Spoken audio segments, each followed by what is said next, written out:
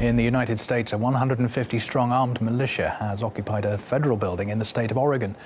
They're calling on other so-called American patriots to join them and stand up against the government in Washington. Bring your arms, and the point is, until that line is drawn and say, we've had enough of this tyranny, you are going to leave us alone, it will not change. And you guys see, this is the power of America right here. People got together for this.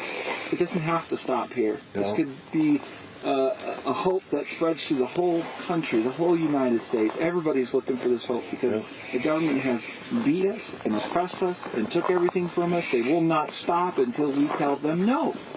The militia say they're not ruling out resorting to violence either if police try to remove them from the federal premises. They've criticised the authorities for what they call a failed legal process concerning two locals convicted of arson. The case has caused a stir as both were charged under the anti-terrorism law, sparking debate over the federal government's authority. RT's Yigo Piskunov has more details.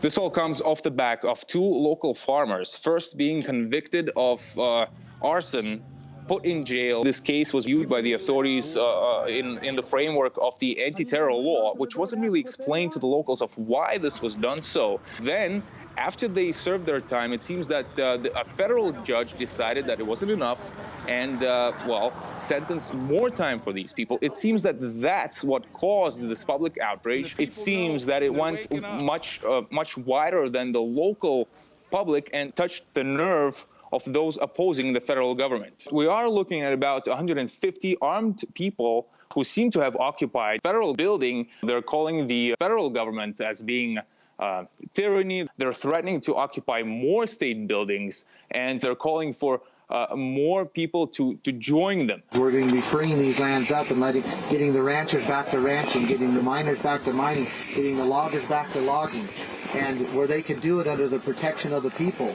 and not be afraid of this tyranny that's been upon them. We know that local authorities have closed the local schools in that area. They're advising the residents not to go there.